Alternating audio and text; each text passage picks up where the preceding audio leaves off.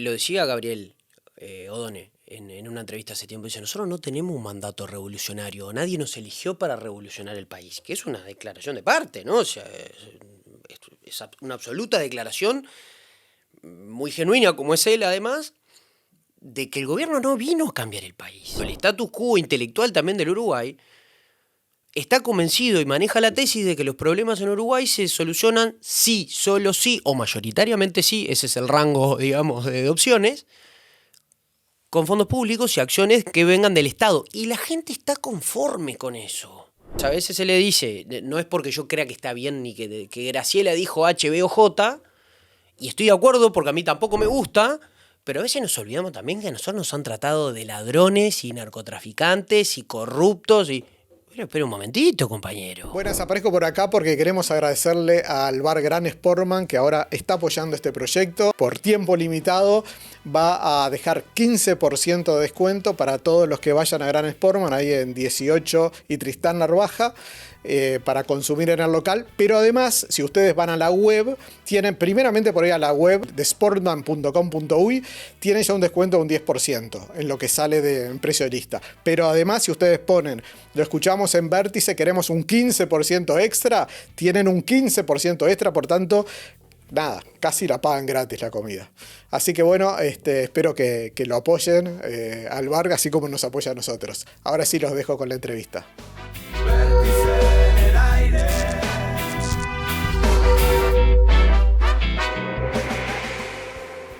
Muy buenas, nuevo capítulo de Vértice.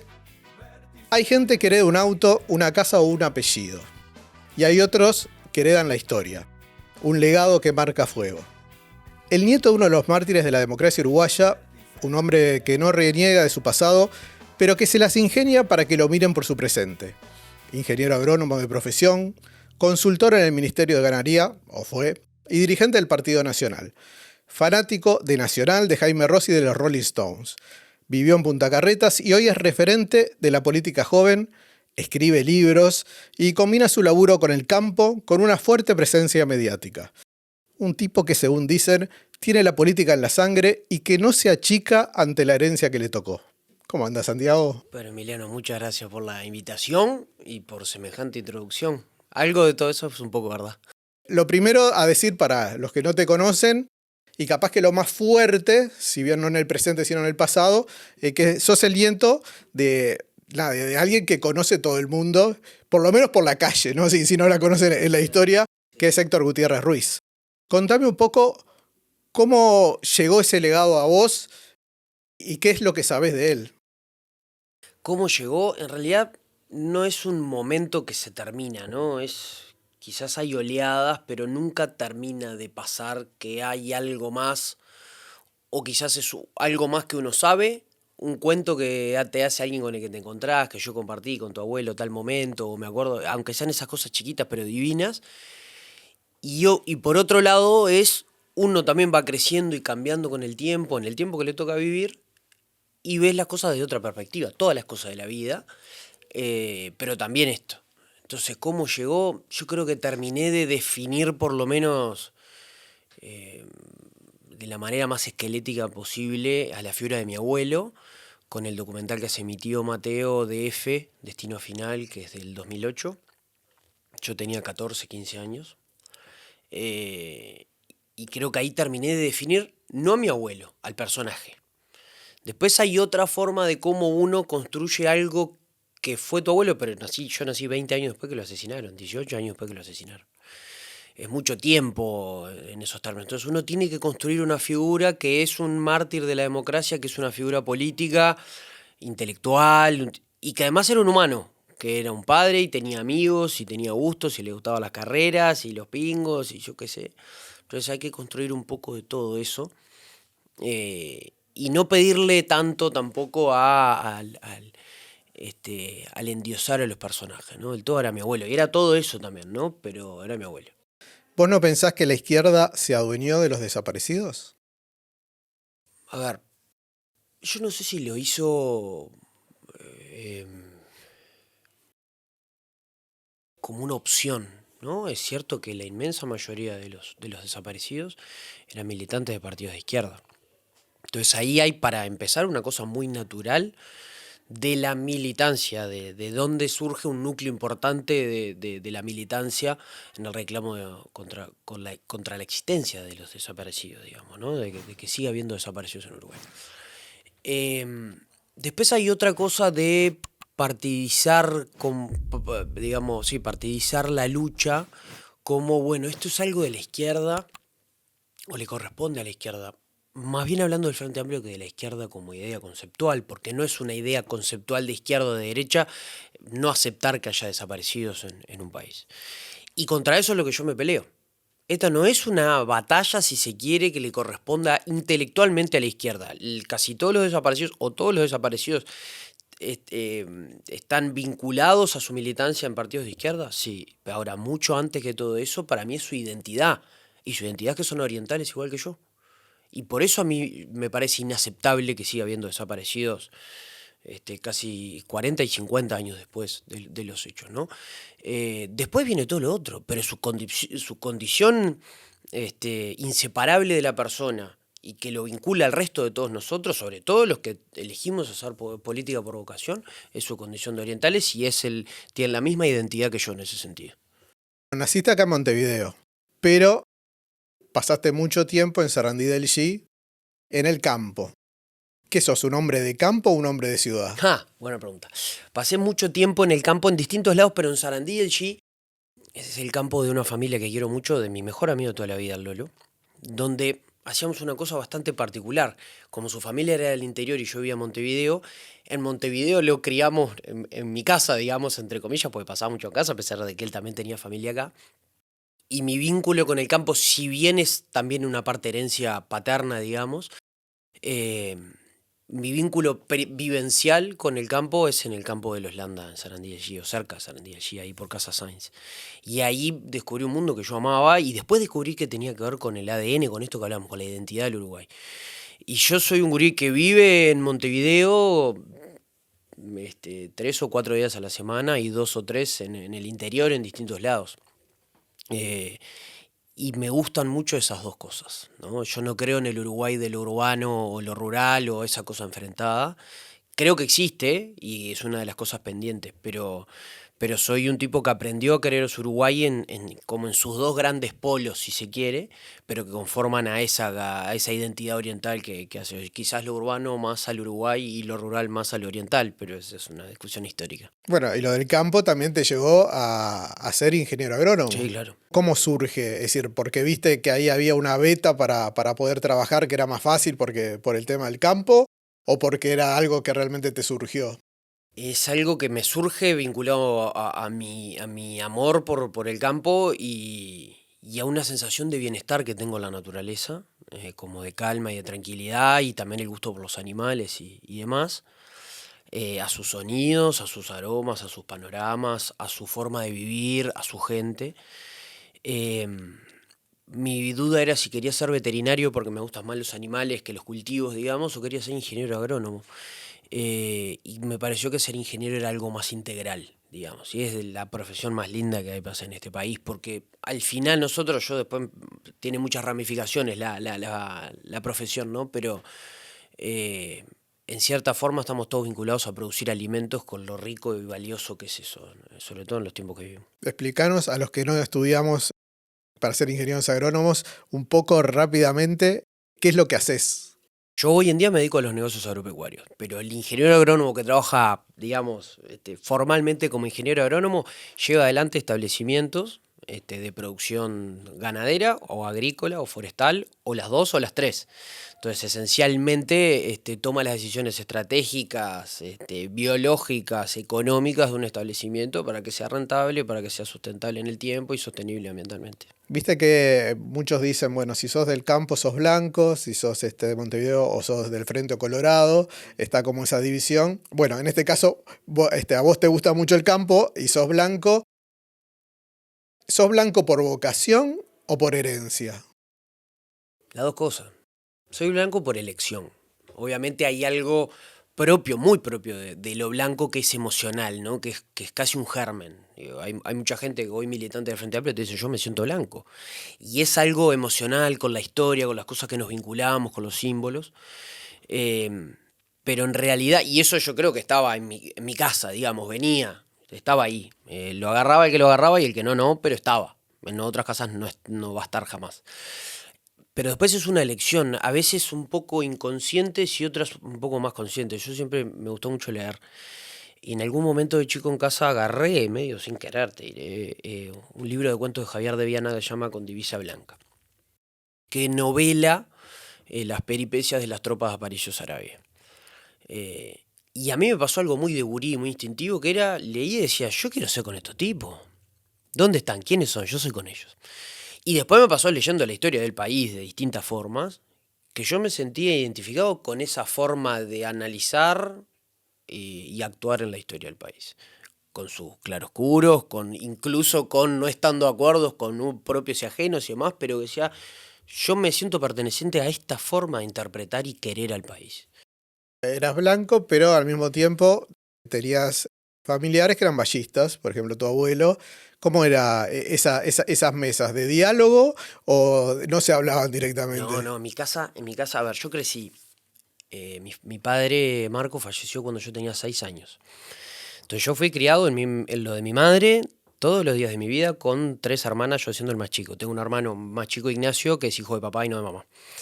Y después tengo a María y a Lucía, que son las 2 más grandes que yo. O sea, era el más chico y el único varón, y en mi casa toda la vida se discutió a muerte por la mortalidad del cangrejo.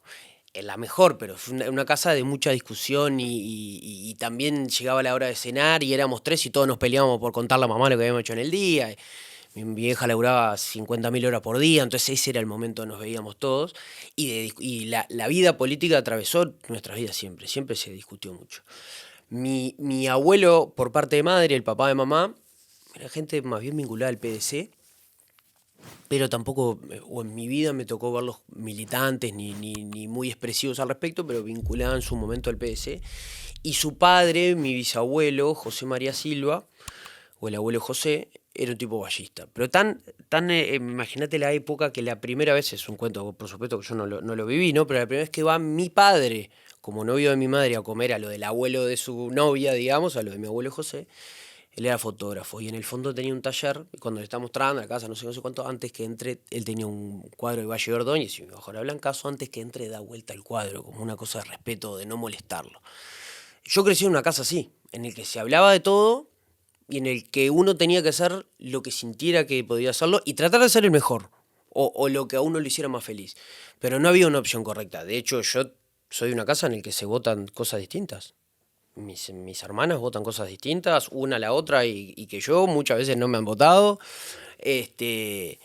Mi madre es blanca, pero ha cambiado el voto alguna vez también, y nunca fue un tema en sí ese. Ahora sí, por lo menos sepamos de qué estamos hablando y discutamos con respeto. No hay una forma de pensar que nos haga mejor. Eso es esa parte. Sos un militante blanco bastante activo, estás en varios lugares, se te puede ver también en algún stream, en alguna otra cosa más, y sos joven además, ¿no? Por lo menos dentro de lo que Uruguay considera que es gente joven. ¿Cómo se vive como joven la política? ¿Como algo que alentás el futuro o como una frustración? Y las dos cosas. Las frustraciones son mucho más cotidianas.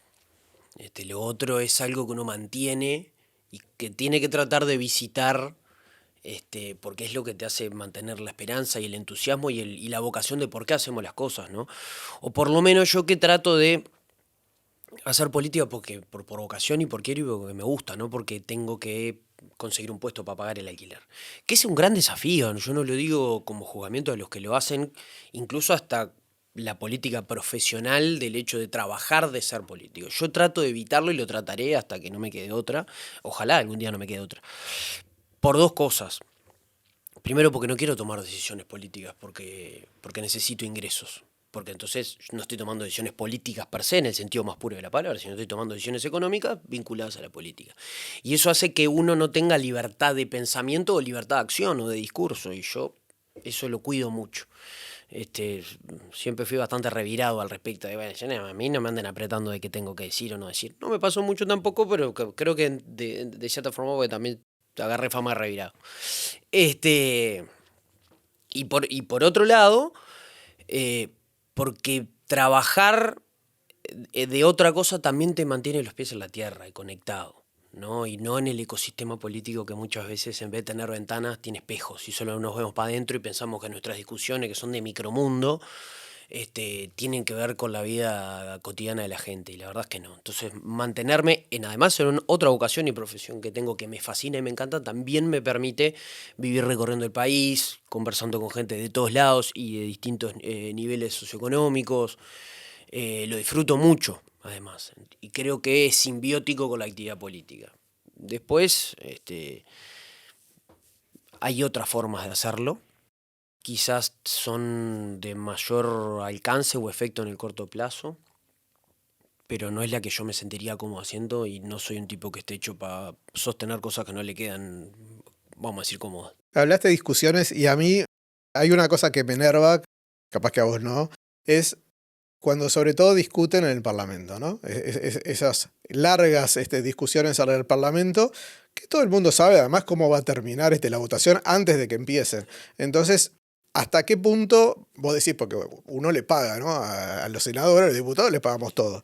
¿Hasta qué punto realmente están trabajando para que las cosas salgan mejor, o hasta qué punto cada uno quiere sacar su rédito personal y mantenerse en lo mismo que ya pensaba antes de empezar la discusión?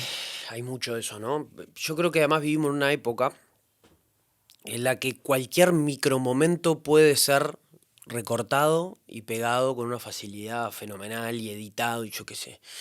Entonces muchas veces las discusiones que vemos en votaciones que ya sabemos antes que arranque la discusión cómo van a terminar, tienen como objetivo ser un video de 30 segundos para Twitter o para Instagram, con la dificultad que todo eso conlleva. Pero con el error, o sea, con una premisa de la cual se parte, y es que esos 30 segundos seguramente tampoco le importan a nadie.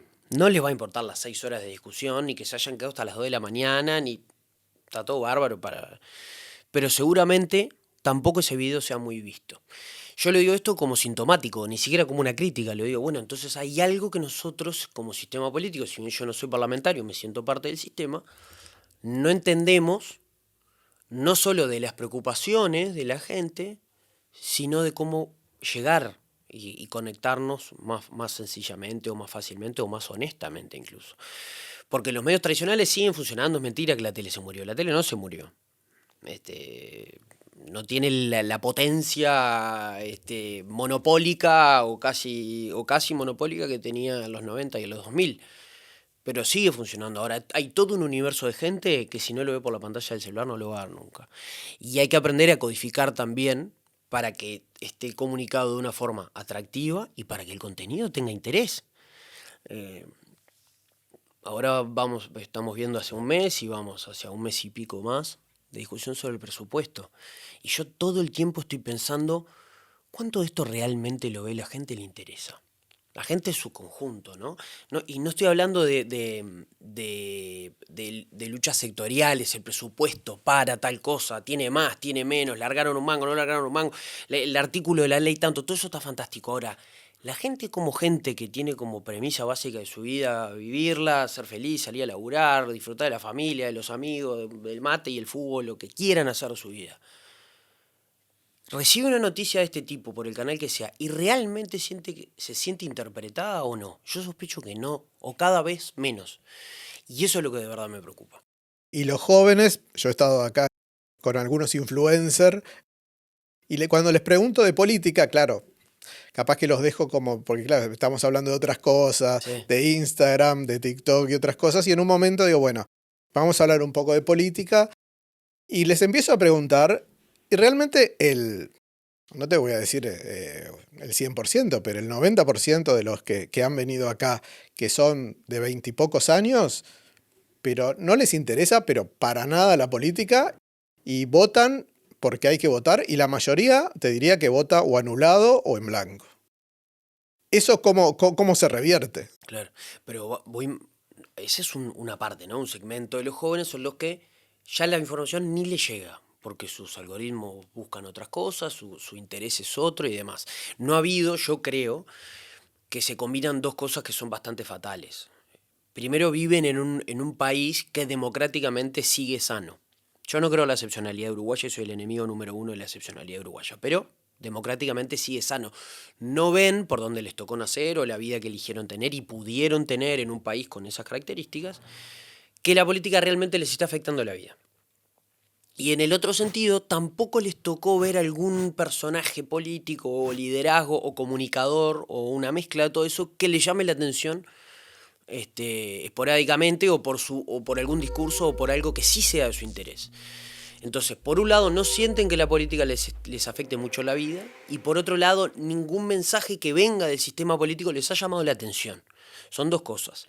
Y después hay otro grupo de gente que el factor no es su edad, es que no se siente representado por el sistema político o por lo que anda hablando el sistema político. Después votará siempre al mismo partido o no.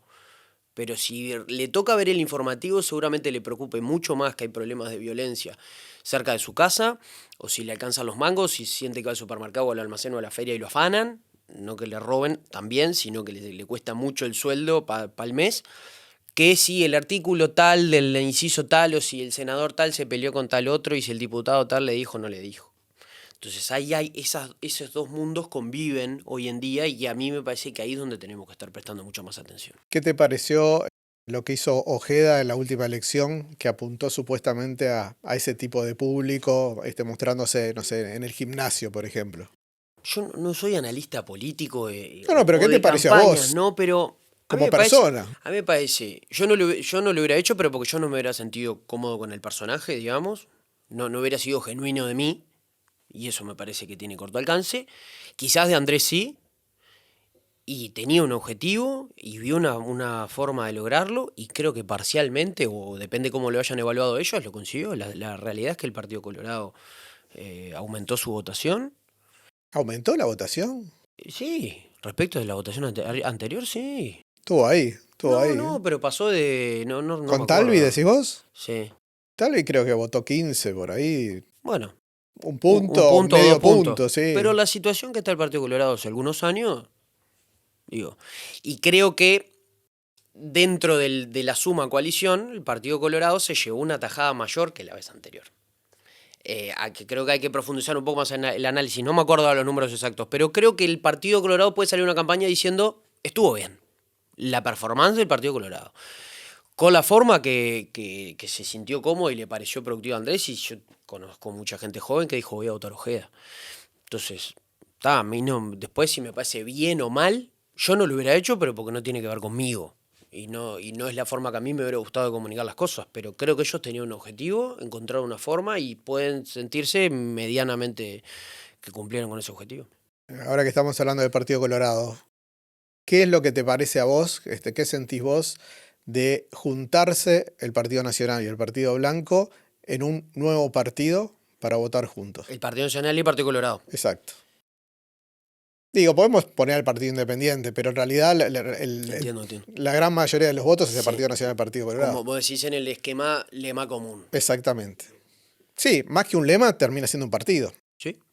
Sí, digo, porque formalmente en una elección iba bajo el mismo lema. Inicialmente, yo no he encontrado los argumentos políticos, electorales e históricos para convencerme de que es la mejor estrategia. Tampoco quiere decir que estoy negado, pero por ahora yo no he encontrado la solidez de esos argumentos de los cuales, y no me alcanza con que me digan, mirá, tengo una encuesta que dice que la mayoría de los blancos y la mayoría de los colorados están de acuerdo, sí, pero ¿y los que no están de acuerdo qué hacemos? ¿Qué terminan haciendo? Y eso quiere decir que después voto, me parece muy complejo. Y además, porque nosotros tenemos que partir de la base de premisas correctas. Si la premisa es, si hubiéramos votado lo mismo en octubre del 24, siendo un lema común, tendríamos mayoría en el Senado. Pero la premisa esa es floja de papeles, porque ¿por qué hubiéramos votado lo mismo? ¿Quién dice que hubiéramos votado lo mismo que la suma aritmética de los partidos en octubre? Segundo, eso lo que revela es que es una necesidad puramente de matemática electoral, con la cual yo estoy de acuerdo, no pasa nada, no hay misterio acá, no hay que ser tan cray, tan puro intelectualmente y no sé qué y no sé cuánto. Si es una estrategia electoral y es la más conveniente para ganar, porque ganar es la forma de transformar un país, mientras uno no pase la línea de unos principios y valores fundamentales, nos pondremos de acuerdo en lo que estamos de acuerdo y lo que no está por afuera. Ya sucedió y fue exitoso, no en el caso del lema común. Pero yo no estoy convencido de que como estrategia electoral por ahora sea lo mejor. Y por una cosa más, si es una estrategia electoral es para ganar. ¿Y ganar para qué? Entonces, lo que tiene que eventualmente lograr la coalición antes de pensar si quiere ser un lema común es qué quiere representar en el Uruguay. No como contraposición al otro, que es la predominancia hoy en día y el gran status quo que es el Frente Amplio. Entonces, si nosotros vamos a hacer lo que no son ellos, yo no estoy de acuerdo. No me subo a ese barco yo. Yo quiero tener una identidad definida propia, no en reflejo del otro. Entonces, creo que hay una discusión antes, creo que primero tenemos que poner de acuerdo en qué queremos representar nosotros y qué queremos cambiar del país y cómo. Después, si lo mejor es hacer un lema común, demuéstrenmelo con argumentos y yo estaré de acuerdo o estaré en desacuerdo. Pero hay cosas mucho más importantes antes, porque si es solo estar en contra del Frente Amplio, yo no tengo ningún interés en eso. Bueno, pasó en la última campaña que hubo algunos programas que se tomaron el trabajo de recolectar de cuántas veces nombraban a algunos integrantes del Partido Nacional, del Partido Colorado, al Frente Amplio cuando daban sus argumentos por qué querían que los eligieran a ellos y nombraban más al Frente Amplio que al Partido Nacional y al Partido Colorado. Claro. Entonces, al final, lo único que estás haciendo es valorar al otro, decir, para lo único que nos juntamos, para lo único que estamos es para derrotar al Frente Amplio. A ver, históricamente el Partido Nacional no es el statu quo del Uruguay, el statu quo político, digo, ¿no? Porque es el partido que ha estado más años a la oposición y porque la predominancia cultural e intelectual de este país no es la concepción de país que tiene el Partido Nacional. Entonces, yo no necesito mucho para demostrar por qué no soy ni el vallismo ni el neovallismo que considero predominante en el Frente Amplio. Porque tenemos otra concepción. Yo no tengo un modelo de sociedad al que quiero llegar como Estado oriental del río Uruguay. Yo quiero que los gurises nazcan en Uruguay y sean libres y puedan elegir quiénes quieren ser donde hayan nacido. Y que elijan con su vida porque tenían una familia que los acogía, que tenían todas las comidas por día, que se pudieron educar y donde les tocó nacer, elegir la vida que quieran tener. Ese es el modelo de sociedad que tiene el Partido Nacional, que no sea más injusto nacer en Sequeira, Artigas que Montevideo. No es que quiero llegar a algo que escribió un intelectual en Europa hace 140 años. No creo los orientales enfrentados con orientales por cuánto dice el recibo de sueldo. Por decir algo, ¿no? O cuánto tienen una cuenta bancaria, porque creo que el humanismo y la profundidad de las personas tienen mucho más que ver que por lo que tienen, o heredaron o no, sea material o inmaterial. Entonces, y yo creo que Uruguay no está tan bien como nos encanta pensar que estamos, no, más o menos bien, porque tal es así que nos hemos empachado medio narcolépticamente de nuestra realidad estable, que nos olvidamos que a 3 minutos de acá hay gente que no come todas las comidas al día, y que 3 de cada 10 gurises nacen en un hogar pobre, y que la mitad de los gurises que entran a la escuela no terminan en el liceo. Nosotros tenemos problemas, y que es carísimo vivir en Uruguay, y que el otro día le pusieron una granada a la casa de la fiscal de corte. O sea, Uruguay no tiene una excepcionalidad. Entonces, si tenemos urgencias, ¿cómo vamos a resolver esas urgencias? Porque yo estoy seguro que un compañero del Frente Amplio sabe que las urgencias son las mismas que pienso yo. No vamos a estar de acuerdo seguramente en cómo las tenemos que resolver. Esos son los modelos que hay que confrontar. No si fulano dijo y mengano dijo y merengano dijo. Yo creo que el Partido Nacional tiene una historia que construye su ideología sobre su propia historia. El Partido Nacional existe porque existe esta tierruca. No existe porque un libro y porque los compañeros del mundo. No, si no existiera este Estado oriental, el Partido Nacional no existiría. Mire qué valioso. 190 años de historia, para solo y nada más que eso. Entonces, nosotros tenemos con qué. Creo que tenemos que aprender a sacudirlo un poco y decir, bueno, y hoy en día esto que es toda esta nuestra historia, tiene esta forma de resolver los problemas del Uruguay. Y los problemas del Uruguay son gurises pobres, jóvenes que no tienen oportunidades, el narcotráfico, la inseguridad, la falta de competitividad en este país y la falta de competencia en este país, que sea tan caro. Tenemos que tener una respuesta para todo eso, con nuestra historia que nos banca. Han venido un montón de políticos. A mí todavía me van a tener que convencer algunos de eso que vos decís, de que realmente hay algo que los diferencia a el Frente Amplio con el resto. El otro día, un poco en todo de joda y otro poco en serio, hablábamos con Mauro Casa, el politólogo de acá, y decíamos un poco que esto que se va a votar ahora, que se va a votar todo en general y después seguramente en particular algunas cosas y otro no, que es nada menos que la plata que vamos a tener Sí. durante 5 años. El único partido que para mí tiene que estar en desacuerdo con esto es el Frente Amplio. Porque justamente parece una cosa hecha por el contrario del Frente Amplio y no por el Frente Amplio. Bueno, esos son síntomas, digamos, ¿no? Y creo que el universo interno del frente, como entre esa a veces contradicción por la vía de los hechos, que es gobernar y ser de una fuerza política, porque gobernar es muy complejo, pero es la única forma de cambiar las cosas, es un síntoma, ¿no? Es una evidencia de algo que pasa. Yo creo que es más responsabilidad de lo que nos ha tocado estar menos en el poder que de los que no. Yo creo que lo decía Gabriel Odone en una entrevista hace tiempo, dice, nosotros no tenemos un mandato revolucionario, nadie nos eligió para revolucionar el país, que es una declaración de parte, ¿no? O sea, es una absoluta declaración, muy genuina como es él además, de que el gobierno no vino a cambiar el país. Yo pertenezco a una fuerza política que existe porque quiere cambiar el país. Ahora si lo dice en todo momento, que no va digamos, a mover demasiado la estantería. Bueno, y por eso mismo yo tengo, como te venía diciendo recién, el diagnóstico de que el Uruguay tiene que mover la estantería antes de que la gente deje de creer los partidos políticos. Ahora, vienen de 5 años ustedes. Sí. Y supuestamente la calle Pou que venía con muchísima aceptación a nivel de la calle. Sin embargo, pierde. ¿Por qué? Una pregunta para Nacho Sonávaro, Rafa Porcecaki o Mariana. Vos dentro del Partido Nacional, ¿qué pensás que se hizo mal?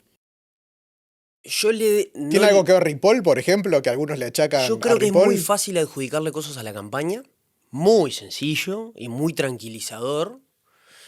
Cuando uno pertenece a una fuerza política y quiere adjudicarle cosas a la campaña, tiene que autoasumirse que es parte del error y hay una parte que se le adjudicaremos a la campaña. Si son 10 puntos, yo no le adjudico más de 4. En el mejor de los casos.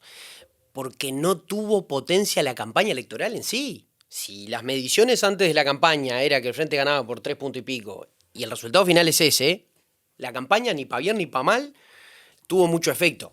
Lo que sí digo es de esos 3-4 puntos que le adjudico es, bueno, nosotros no supimos hacer una campaña que tuviera un efecto. Capaz que perdíamos por medio punto, o capaz que ganábamos por 1,5 votos, pero no supimos encontrar una campaña como para eso.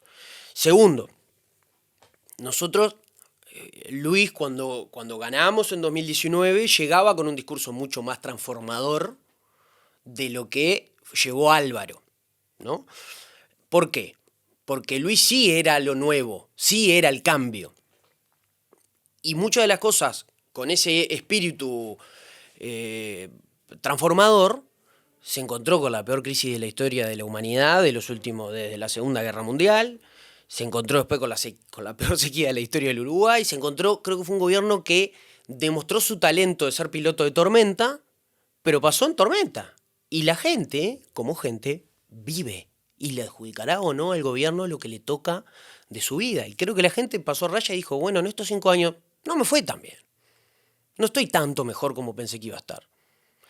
Y en un país donde el partido que había ganado no representa el status quo, bueno, más vale mal conocido, que me parece a mí, ¿no? Bueno, le devuelvo la confianza a esto que más o menos. Después uno cree que el electorado es homogéneo y hay un universo de cosas muy heterogéneas que influyen, ¿no? Pero lo que te decía antes, el único partido revolucionario de este país es el Partido Nacional, porque todos los demás hablan de revoluciones que hicieron otros y le hacen homenaje, no sé qué, pero el único partido que hizo revoluciones como tales en este país es el Partido Nacional, tiene que proponerse volver a hacer revoluciones democráticas, ¿no? Por la vida del gobierno, para transformar el país. Ahí está. ¿Sabes en qué nos diferenciamos?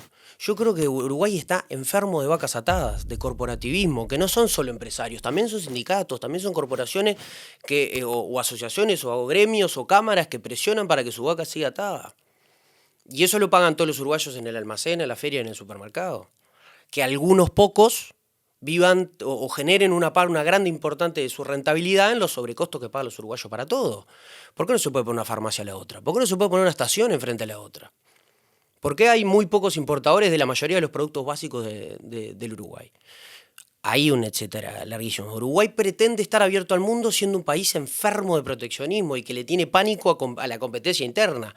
Por eso también estamos un poco desesperados porque venga un extranjero con una inversión de un número que no sabemos ni escribir, porque acá adentro no paramos de dar señales de que nada más puede crecer. Si no queremos competir primero entre nosotros, ¿cómo vamos a crecer?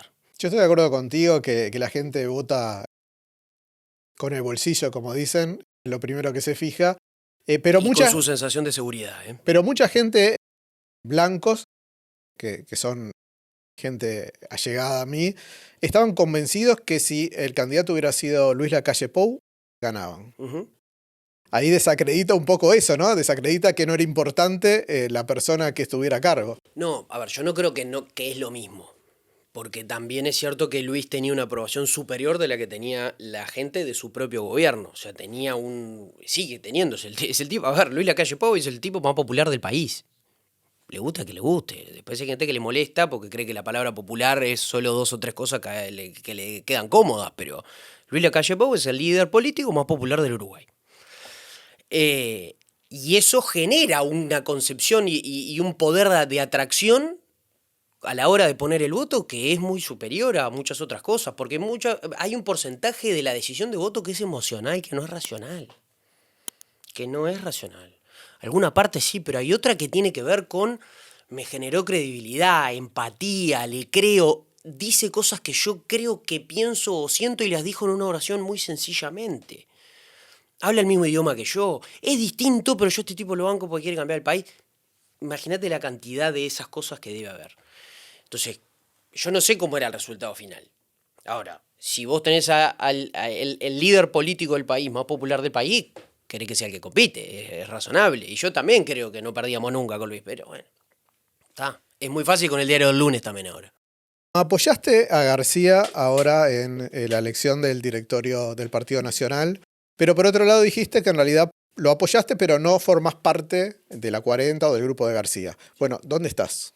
Yo formo parte de una agrupación que se llama Vientos Nuevos, que hoy en día es independiente en el Partido Nacional. Que estuviste con Gandini en la última. Formé mi vida como militante formado con Jorge Gandini. ¿Qué te definís? Porque por un lado yo escuché que vos te definías como herrerista, pero al mismo tiempo, supuestamente Gandini iba más al lado del wilsonismo. Supuestamente.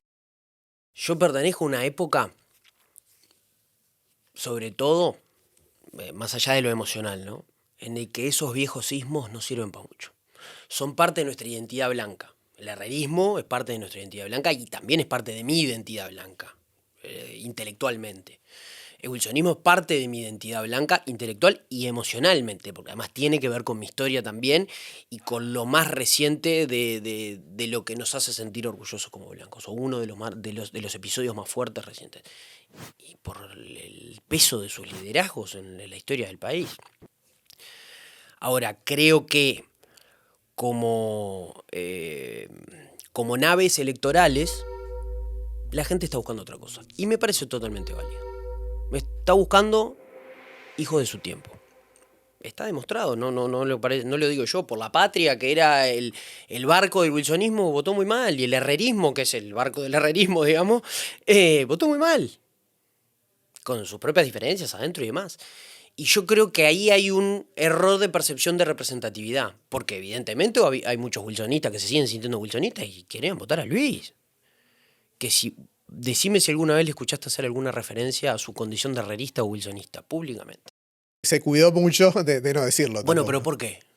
La gente después dice, no, es herrerista porque es bisnieto de Herrera. Pero me parece que lo que está demostrando de alguna forma es nosotros, o el universo blanco, está pidiendo blancos de esta época. No está pidiendo al hijo preferido de Wilson o al hijo preferido de Herrera. No está pidiendo un tipo que está inspirado en otra época. Está pidiendo un hombre, una mujer, un liderazgo que esté inspirado en esta época. Eso es lo más maravilloso de todo. Gente que quiere ser quien es, no quienes eran otros. Con el respeto y el lugar que tienen los CRA, ¿no? Eso es otra cosa. Hablando de eso, de los que vienen, en lugar de los que ya se van o que ya están para retirarse, esta nueva camada, que obviamente vos formás parte de ella, ¿viene con los antiguos vicios de la política? ¿Está trayendo nuevos vicios o está tratando de cambiar y hacer otra cosa? ¿O hay de todo en la Viña del Yo Señor? creo que hay de todo en la Viña del Señor, te digo la verdad, ¿no? Obviamente tienen diferencias porque somos de momentos distintos de la historia del país y de orígenes distintos, se conforman de formas distintas. Eh, en el Partido Nacional es muy fácil identificar pelos y señales de aquellos que son formados a la época de Wilson y en dictadura, y es muy fácil identificar a los anteriores, digamos, ¿no? Y también después, si uno hila más fino, es más fácil identificar a los más afines con H y a los más afines con J. Eso creo que pasa en todos los partidos. Eh, pero la realidad es lo que te venía diciendo hace un rato. Nosotros podemos querer ser el último representante, le pasa también al frente con el sereñismo. Pero pasa muchas veces no solo en nuestro propio ecosistema, a veces vas a una entrevista ¿y qué es hoy el wilsonismo? ¿No? Ese tipo de cosas. Y bueno, se murió el wilsonismo, entonces el herrerismo. Hace unos análisis políticos, gente que nunca pasó a 60 kilómetros a la redonda del universo del Partido Nacional y te dicen cómo está la interna porque el wilsonismo y el herrerismo, que son concepciones que se armaron ellos solos en la cabeza, están así o asá. Lo mismo pasa en el frente, ¿no? Porque si los comunistas, el sereñismo ya no existe, entonces poco menos que el muro de Berlín de la debacle no está más. Pero ¿a quién se le ocurre? Creo que el frente tiene compartimentos estancos un poco más firmes. Sí, igual si ves la 609, lo que los integran no tiene nada que ver con lo que era el MPP Pero la anterior, 609, ¿no? ¿qué hace? La 609, ¿qué dice? La 609 dice, y yo soy el Canario Frati, y soy el Pepe, y soy Gabriel Odone. Entonces, ¿qué ve la gente? La 609 es todo. La 609 es el vallismo. El status quo genético del Uruguay.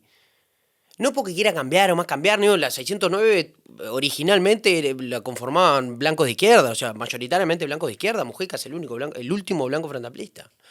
Entonces, no va por eso, ¿no? Digo que busca ser lo que representa todo, ¿no? ¿Tenés un auto de 300 lucas? Votá la 609. ¿Te faltan 300 lucas para llegar a fin de mes? Votá la 609. Y me parece una estrategia política súper interesante, que no comparto, porque no formo parte de ella, y muy riesgosa.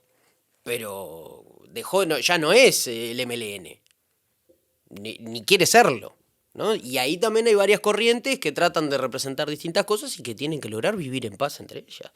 Es interesante. Creo que lo que tenemos que aceptar es que vivimos un tiempo político que se para del anterior. Entonces, todo esto que estamos hablando es porque estamos pasando una época que termina una que es Sanguinetti, Jorge Valle, la calle Padre, Volonté, Larrañaga, Mujica, Vázquez y Astori, básicamente, en liderazgo. Bueno, nos toca vivir otra. Divino, vamos arriba. Habló Penades. Hacía tiempo que no hablaba y le hicieron una entrevista. Bueno, además de que habló de su inocencia, ¿no? De volver a decir que era inocente, acusó a dirigentes de comportarse de una manera miserable y agregó: saben que sé cosas. Me entero por vos ahora en este momento. Después dijo que eso no era una amenaza, ¿no? Pero dijo, saben que sé cosas. Es una advertencia, digamos. No sé qué era. ¿Qué opinas de todo el tema de Penades? Es un poco aburrido lo que tengo para decir, pero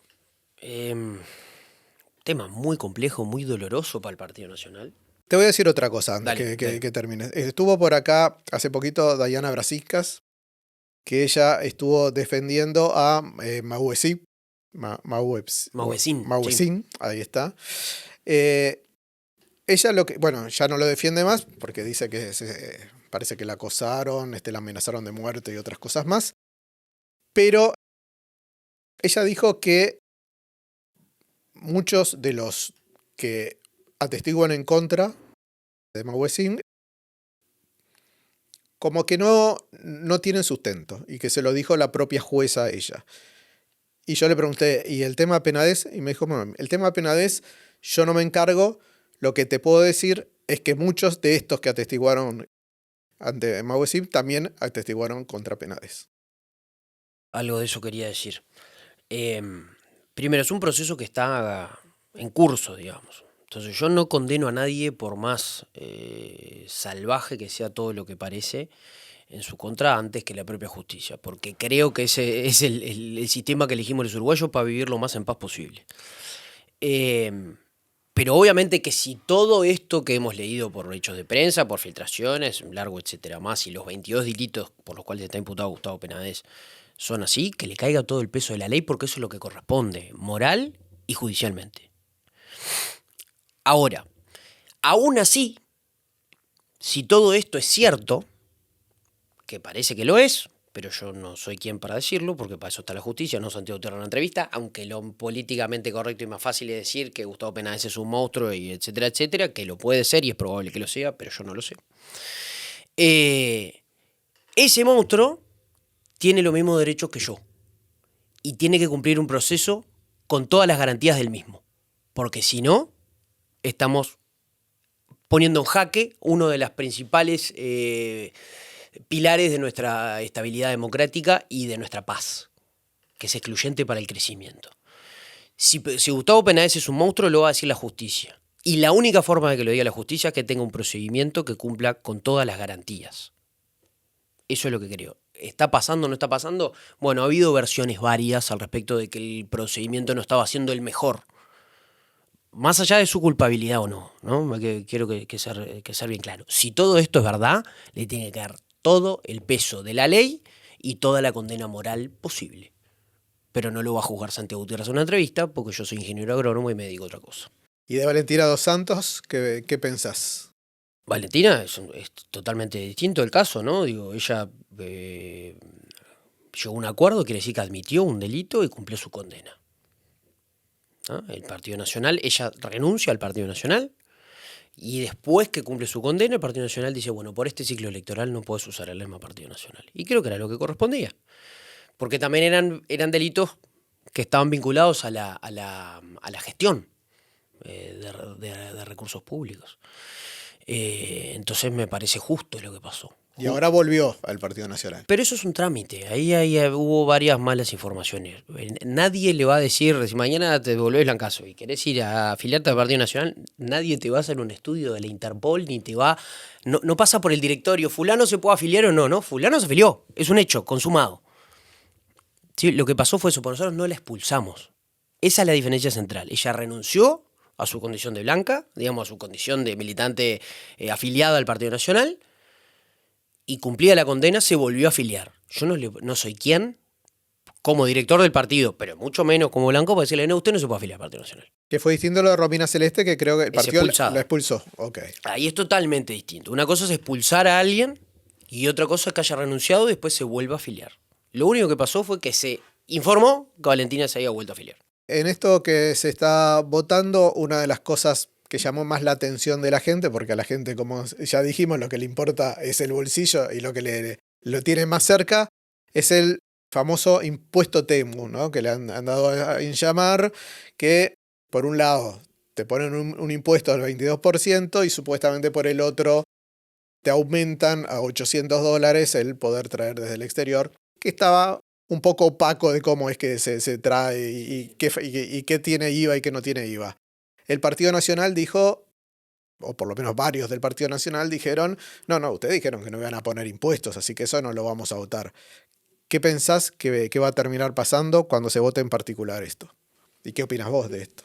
Creo que la postura del partido para el presupuesto es que a priori no comparte seguir aumentando la carga impositiva del Uruguay. Pero voy a ir un paso para atrás, perdón, porque no quiero esquivar la pregunta porque está buena, pero quiero ser un poco más profundo al respecto. Yo creo que Uruguay hace tiempo que tiene una pereza intelectual propia de esta excepcionalidad que creemos que tenemos, y casi todos los móviles que llevan a problemas políticos se resuelven en un solo carril de discusión. Si este problema, que generalmente tiene un organismo asociado, tiene los recursos suficientes para resolver esos problemas. Yo creo que eso es el peor pecado intelectual que está cometiendo el Uruguay hoy en día. Que el único carril de discusión sea ese. ¿Cuántos recursos tiene asignado? Problema A. Organismo que representa problema A tiene un presupuesto X. ¿X es suficiente? Sí, no, en razón de vaya a saber bien qué. Porque tampoco nosotros tenemos un sistema súper profesional de análisis y evaluación de las políticas públicas. Vamos a decir la verdad. Entonces, creo que el principal problema, o uno de los principales problemas, es pereza intelectual. Si nosotros estuviéramos todo el tiempo midiendo los resultados de lo que estamos haciendo, Y en función de eso, ver si se le asigna más presupuesto o no, sería una cosa, ¿no? Porque creo que está suficientemente demostrado que se necesitan recursos, por supuesto, son excluyentes los recursos, más vale que son. Con más recursos se puede hacer más cosas, pero chocolate por la noticia. Ahora, nadie evalúa cómo se usaron esos recursos. ¿Quién dice que presupuesto X es poco para H o J? Cuando el 90%, estoy hablando sin saber exactamente el número, o una mayoría importante se va a ir en salarios. Entonces yo te tengo que pedir resultados. O antes de pedirme más, demostrame en qué, ¿entendés lo que quiero decir? Sí, igual ningún partido político toca, por ejemplo, los salarios públicos, por ejemplo. Pereza intelectual. Pereza intelectual. Digo, yo no estoy hablando de bajar los salarios de la gente, no estoy hablando del salario real, no estoy hablando de eso, estoy hablando de pereza intelectual, de cómo se encarrilan las discusiones políticas. El único carril que hay es, esto tiene fondos, no tiene fondos, ¿cómo conseguimos más fondos? Impuestos. Impuestos. Entonces, lo de Temu, y ahora sí, es una medida recaudatoria. Seguramente sigue siendo más barato Temu. Es una medida recaudatoria porque se va a seguir comprando más, o en mayor o menor medida, porque también se aumenta tiene un nombre, lo que se permite traer, la cantidad de dólares que se permite traer. Pero en realidad, lo que está pasando es que los comerciantes del Uruguay, en la Cámara de Comercio, representados en la Cámara de Comercio, dicen: yo no puedo competir con eso, ¿no? Bueno, acá estuvo Julio César Lestido, le hicimos antes, cuando estaba todavía hablando con Orsi, y él en realidad lo que supuestamente quería, porque también somos todos liberales hasta que nos tocan el bolsillo, hasta ¿no? la mía, claro. Una de las cosas que decía era que, bueno, que ellos lo que querían, más que le pusieran impuestos a la gente, también un poco poniendo de política en el medio, es que le bajaran impuestos a ellos. Totalmente de acuerdo con Julio Lestido, entonces. No pasó eso, no va a pasar No, eso. y ni va a pasar jamás. Porque también hay una parte intelectual predominante del Uruguay, y esto que te venía diciendo, el status quo intelectual también del Uruguay, está convencido y maneja la tesis de que los problemas en Uruguay se solucionan sí, solo sí, o mayoritariamente sí, ese es el rango, digamos, de opciones, con fondos públicos y acciones que vengan del Estado. Y la gente está conforme con eso. Por eso la gente decidió que no quiere desmonopolizar ANCAP en determinados momentos. Porque es mi estación de servicio. Mirá que te están bajando con la nafta. Que tiene la distribución de combustibles tiene problemas no solo por si ANCAP es monopólica o no, sino la distribución secundaria de combustible tiene regulaciones y protecciones de todo tipo, color y tamaño. Es por poner un ejemplo nada más. Pero en Uruguay hay muchos mercados que están sobreregulados, protegidos directa o indirectamente, y hacen a lo carísimo que es el Uruguay hoy. Entonces, yo estoy de acuerdo con Julio César. Yo no, ¿sabes qué? Yo quiero que a los comerciantes acá les vaya espectacular, pero no porque estamos fajando a su competencia, sino porque le bajamos los costos a ellos para que puedan competir mejor y hagan un mango más y generen más inversión y contraten más gente. Y en Uruguay tiene que estar bien, que a la gente le vaya bien. ¿Por qué si vos mañana comprás un auto o cambiás el auto, no sé, vas a decir: no, pero en realidad un amigo me prestó una parte y la otra la saqué en cuenta? Vos cambiaste el auto, vamos arriba, es algo bueno. No por el materialismo en sí de cambiar el auto, lo que digo es que tenemos como una vergüenza del éxito, lo condenamos socialmente porque algo habrás hecho o porque está mal que te vaya bien, que no es buena para nuestros propios intereses. Yo quiero que a todo el mundo le vaya bien. Y no creo que a vos te va mal porque a mí me va muy bien. O al revés. No le echo la culpa a los que le va muy bien de que haya pobres en Uruguay. Primero porque está demostrado económicamente que la economía no es un juego de suma cero, ¿no? No hay algunos que le faltan el plato porque otros tienen mucho. Y no se resuelve el 100% del problema sacándoselo. Una parte y dándose. Creo la política redistributiva, sí. Creo los impuestos, obvio. Me parece que Uruguay está saturado. Entonces, para nosotros competir, entre otras cosas, al mundo, debemos aprender a competir entre nosotros primero. Es que la gente que viene del exterior y ve los precios de acá dice: ¿cómo vive esta gente? Y después hay algunos economistas que está bien, yo los entiendo, que analizan el tema muy, muy teóricamente y creo que también muchas veces tienen su corazón intelectual y es válido y está bien que así sea, su corazón político, digamos. Dicen: bueno, pero somos un país de renta media, tenemos costos de país de renta media. Está bien, pero a la gente le cuesta mucho llegar a fin de mes. Hay mucha gente que cobra menos de 30.000 pesos, muchísima gente cobra menos de 30.000 pesos. Y te sorprendería la poquísima gente que cobra más de 100.000 pesos, que no es una fortuna. Entonces, está bien, Pero Uruguay tiene problemas. Todavía, yo ya no quiero decir ni todavía, ya vemos síntomas reales, graves de que Uruguay no está tan bien. Y yo no quiero llegar a que la gente le pierda confianza a los partidos políticos. Porque ¿por qué creemos que somos tan excepcionales? Porque no le ponían una granada a la casa a la fiscal de corte. Ya pasó, ¿qué más quieren? ¿Que maten a un candidato a presidente? Porque, no sé, tenemos tasas de escolarización impecable. No. ¿Los guachos terminan toda la secundaria? No.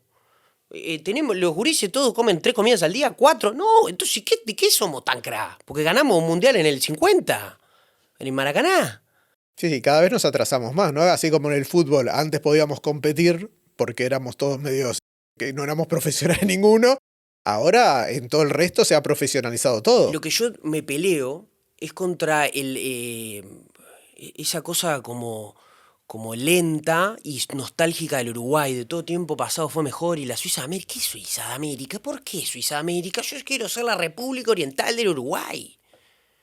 No un modelo de otro país que nosotros pensamos que era bueno y entonces queremos ser como ellos. Yo quiero ser, con todo lo rico y valioso que tiene la identidad cultural del Uruguay y los recursos naturales fenomenales que tiene y la posibilidad de ser un país extremadamente rico y justo y equitativo en oportunidades, hagámoslo, pero dejemos de mirar primero nuestro propio ombligo, cómo ganamos la próxima elección, y animemos a pelear contra nuestras propias vacas atadas, que nos paga la campaña todo.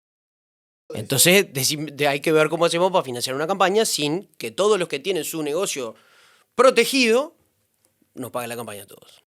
Hablando también un poquito de eso, esto corresponde a todos los partidos políticos, sin excepción ninguna, es que, bueno, todos los partidos políticos tienen gente que ayudan en la campaña, que ponen su casa a disposición, que abren clubes y todo eso. Y después, algo que se ha dado, pero desde la época, desde Valle en adelante, es que eso después se paga con algún empleo público o algún empleo privado, de algún acuerdo privado que hizo el Estado con alguna privada. Y con eso le pagamos a esa gente que, bueno, que metió garra en la campaña, hizo que nosotros ganáramos.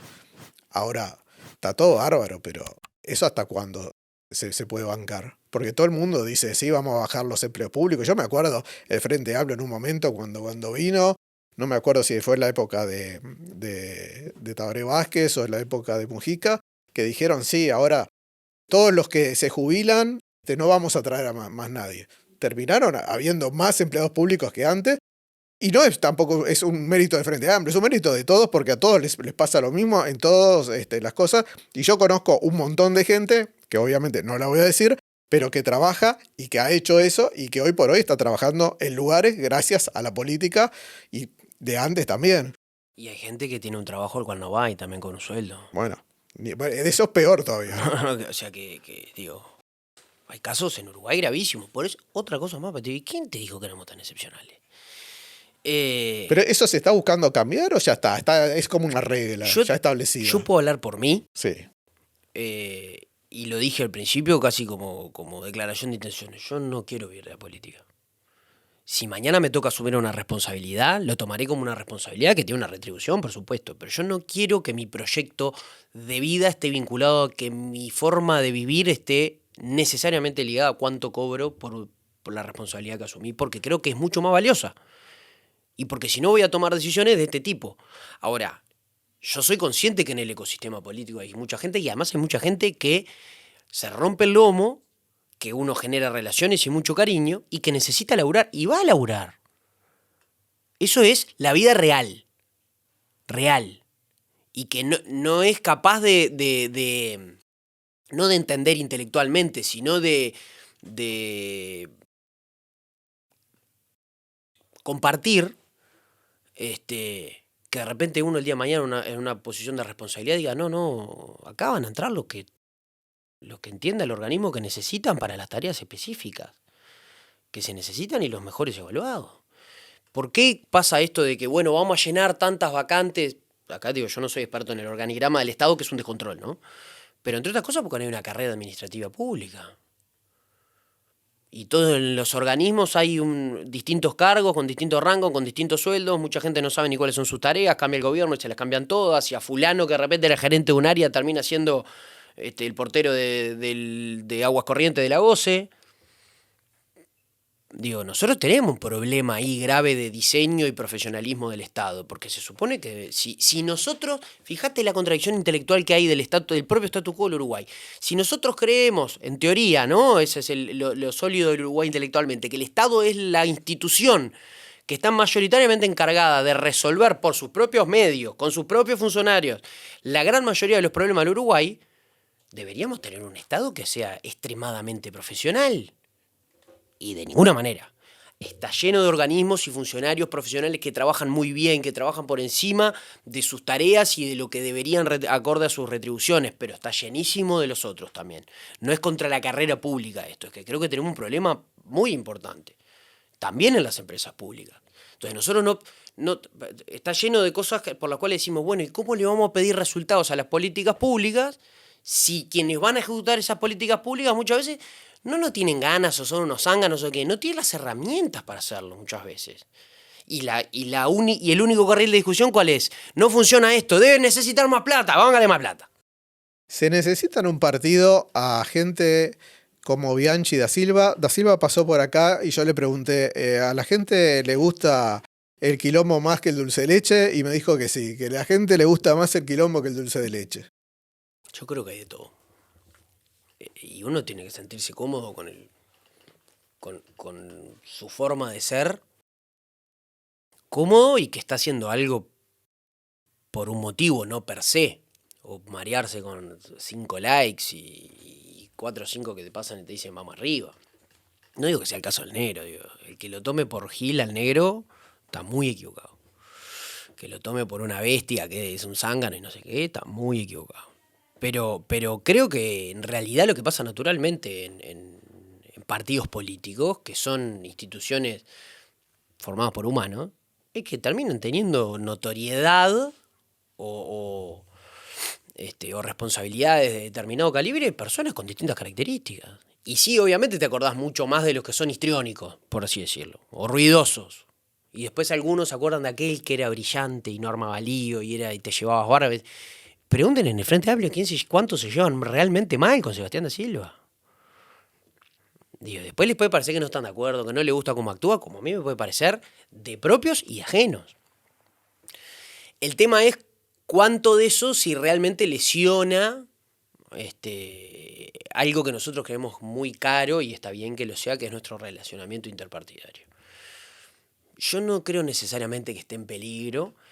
Y me parece que a veces se hace mucho aspaviento de cosas que, capaz que yo todavía soy muy tosco para eso, no es para tanto, y nos espantamos mucho por algunas palabras que hoy en día son muy hirientes, y de repente si te tratan de otra cantidad de cosas nadie se acuerda. Y está bien, eso es la regla del juego. Entonces a veces se le dice, no es porque yo crea que está bien ni que Graciela dijo HBOJ, y estoy de acuerdo porque a mí tampoco me gusta. Pero a veces nos olvidamos también que a nosotros nos han tratado de ladrones y narcotraficantes y corruptos. Pero espera un momentito, compañero. Entonces, ahora parece que nos sentimos afectadísimos por un universo que decidió, no sé quién, en qué carriles íbamos a cancelar gente y a decir que eran los enemigos públicos de la democracia. Y resulta que hay veces que te tenés que fumar cada cosa. Que si vos, loco, pará. Yo qué sé. No estoy, una cosa no quita la otra, ¿no? Estoy diciendo las dos cosas están mal, seguramente en igual medida. Pero es un poco hipócrita, de cierta forma también. Las últimas dos. Vos estás relacionado mucho con el campo. ¿Cómo está afectando el dólar hoy por hoy al campo? ¿O es como todos dicen, bueno, está, pero los del campo ya ganan suficiente plata que no vengan a joder? Lo segundo es una... no sé cómo decir, ¿no? Como si fuera un cómic hecho de gente que nunca se arrimó una portera, y dice, por el simple hecho de que no sé dónde construimos la idea de que la ruralidad significaba riqueza. Primero, la ruralidad excede largamente la producción per se. Y segundo, hay muchísimos más productores pequeños que la pelean con un patrimonio grande, pero con muy poca rentabilidad para llegar a fin de mes, que esos viejos estancieros que parece que son los demonios del Uruguay y que no sé por qué se imaginan enemigos contra los que les gustaría pelearse, ¿no? Como les quedaría cómodo ese hombre de paja imaginario para pelearse. Pero son muy poquitos, la verdad, y algunos son unos cray y otros unos oretes, como toda la vida. El dólar... A ver, yo no voy a ser muy políticamente correcto esto para el universo rural. Yo creo que Uruguay tiene problemas de competitividad, de los cuales el dólar muchas veces es el disfraz, ¿no? Entonces, si el dólar está a 45 pesos, no tenemos problemas de competitividad, pero si está a 38, sí. Entonces, los problemas están no solo, pero también en otros lados. Entonces, si nosotros tenemos problemas logísticos... Si el dólar está a 44, también los tenemos. Lo que pasa que es como el nivel del mar, ¿no? Si el nivel está alto, no pasa nada. Y si está bajo, aparecen las piedras. Hay algo de eso. Tenemos problemas logísticos, tenemos problemas sobre todo de inserción en mercados internacionales. Uruguay está diseñado prácticamente por sus recursos naturales, por su población y por el talento de su producción, que ha hecho casi, es genética en el Uruguay, de su identidad, mucho más de la producción per se, pero una parte es el resultado, para producir alimentos para 30 y más millones de personas. Nosotros necesitamos como el aire meternos en mercados con bajos costos y con mayor accesibilidad. Y eso no quita nada de lo que quede acá. Hay como una concepción muy vieja de si exportamos nos están sacando poco menos que los órganos. No, muchachos. No hay nada más nacionalista hoy en día que Uruguay se tenga que abrir al mundo. Imagínense. Es fantástico. Pero Uruguay tiene problemas de competitividad más complejos que el valor del dólar para mí. Yo no soy economista, entonces sobre el atraso cambiario tengo un concepto un poco más allá de si realmente es atraso. Y también tenemos que ser muy conscientes que nosotros vivimos entre dos países que son gigantes, que son dos potencias y que están bastante malheridas hace mucho tiempo, y eso distorsiona la realidad también muchas veces del mercado. Obviamente que para la producción agropecuaria no es mejor tener el dólar a 38 que a 44. Pero yo, en mi condición, por más que sea agrónomo y que vivo de la producción agropecuaria, no me puedo olvidar que en este país más del 90% de las personas ganan en pesos. Y me parece que hay que tener una mirada un poco más amplia que solo sectorial.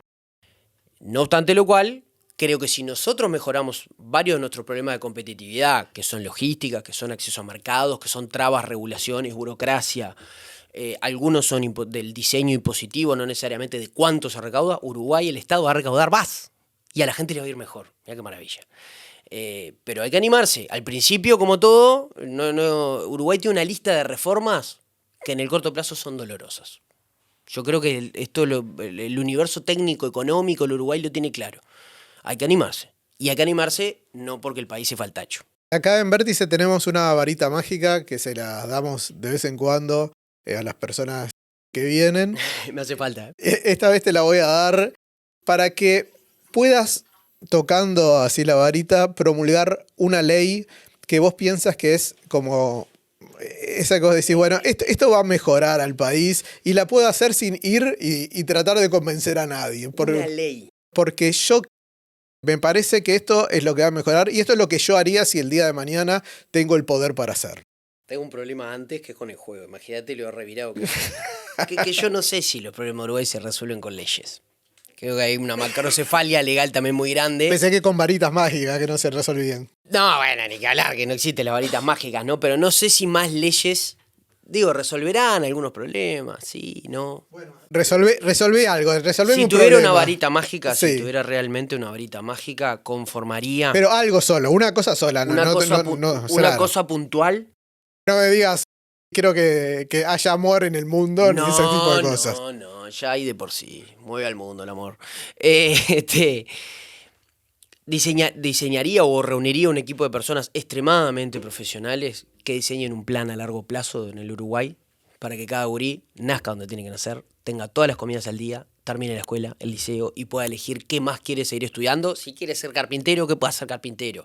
Si nació en tambores, que se pueda quedar en tambores si quiere, y si no quiere, que se vaya. Y que si nació de vuelta, ya dije, Sequeiran Artigas, también. A mí me desvela eso, que cada gurí que nace en Uruguay pueda quedarse si quiere donde le tocó nacer y sea igual de justo. Que coma, que se sienta seguro y protegido, que se forme y que elija su vida como quiere ser. Amén. Amén.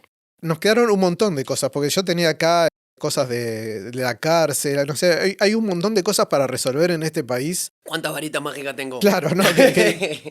Que esto es un gran problema, ni hablar del tema de seguridad, que no solo en Uruguay también, ¿no? Que se está deformando en todos lados, pero bueno, quedará para otra, Santiago. Quedará para otra. Si tuviera más varitas, una tendría que ver con lo que pasa en las cárceles. Sí, Sin y lo que duda. pasa después de las cárceles, ¿no? Porque la gente sale de la cárcel y después no Sí. tiene dónde ir y vuelve. Eso está vinculado a lo que pasa, el tiempo que pasan en cárceles. No solo como respetar los derechos humanos, incluso en el sentido más inhumano de todos, para que esa persona cuando sale también pueda ser productiva. Y el tema que había dicho de Frente Amplio, de que hay que sacar gente de la cárcel porque hay demasiada, ¿qué opinas?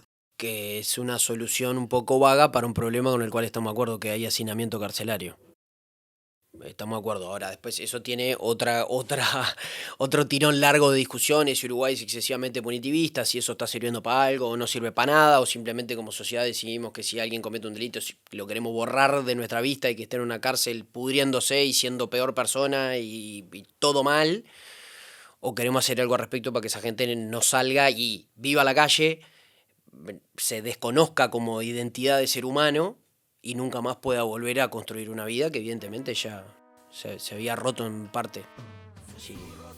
Si tenía otra varita, ya me la gasté y si no la pido prestada. Gracias, Santiago, por Gracias a venir. vos. Nos vemos en la próxima. No marcan el compás en el silencio que retumba, nuestra esencia sonará, resonando la ciudad.